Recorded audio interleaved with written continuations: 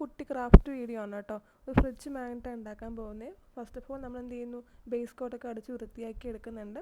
ഇവിടെ 2 കോട്ട അടിക്കുന്നത് കേട്ടോ. കുറച്ചൊരു പെർഫെക്ഷന് വേണ്ടി 2 കോട്ട അടിച്ചു കൊടുക്കുന്നുണ്ട്.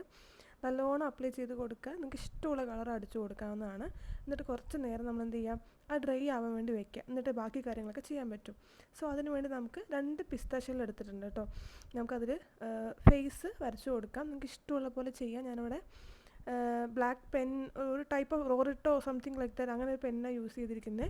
പിന്നെ മുടി കുറച്ച് ഡാർക്ക് ആവാൻ തോന്നിയപ്പോഴത്തേക്കും മാർക്കർ വെച്ചിട്ട് ബ്ലാക്ക് അടിച്ചു കൊടുക്കുന്നുണ്ട്. അപ്പോൾ ഡാർക്ക് കളേഴ്സ് കൊടുക്കുമ്പോഴത്തേക്കും ആ ഹെയർ ഒന്ന് എൻഹാൻസ് ചെയ്ത് നിൽക്കും. നെക്സ്റ്റ് നമ്മൾ ഈ 2 ഫിഗേഴ്സും എന്ത് ചെയ്യണം, നമ്മുടെ ആ ബേസിലോട്ട് ഒട്ടിച്ചു കൊടുക്കുകയാണ് ചെയ്യുന്നത്. നിങ്ങൾക്ക് ഏത് ഗ്ലൂ വേണമെങ്കിൽ യൂസ് ചെയ്യാം. കാരണം നമ്മുടെ പിസ്താഷ്യയിൽ ഏതിലും പെട്ടെന്നായിട്ട് സ്റ്റിക്ക് ഓൺ ആയിട്ട് കിട്ടും. ഇപ്പോൾ 2 നമ്മൾ ഫിഗർ ഒട്ടിച്ച് കഴിഞ്ഞു. ഇനി നമ്മൾ നെക്സ്റ്റ് എന്ത് ചെയ്യണം, കുറച്ച് വെയിറ്റ് ചെയ്യാൻ വെക്കാം, അല്ലാതെ ഉണങ്ങണം. അതിന് ശേഷം നമ്മൾ എന്ത് ചെയ്യുന്നു, അതിൽ പെയിൻറ്റ് അടിച്ചു കൊടുക്കുക. നമുക്ക് ഇഷ്ടമുള്ള കളർ കൊടുക്കാം. നമ്മുടെ ഓരോരുത്തരുടെ ഇഷ്ടമാണല്ലേ, കസ്റ്റമൈസ് ചെയ്ത് ഏത് കളർ ഡിസൈൻ എന്ത് വേണമെങ്കിൽ കൊടുക്കാം. അപ്പോൾ ഞാനിവിടെ ഒരു ഗ്രീൻ കളർ ഡ്രസ്സൊക്കെ വരച്ചു കൊടുക്കുന്നുണ്ട്.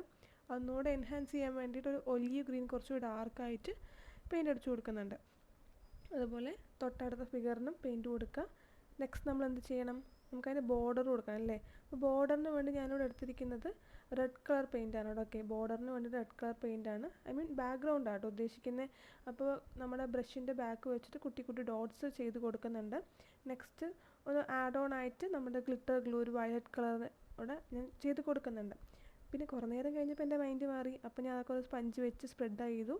അപ്പോൾ നമ്മുടെ ഫൈനൽ ലുക്ക് ഇങ്ങനെയാണ്. എല്ലാവർക്കും ഇഷ്ടമായോ?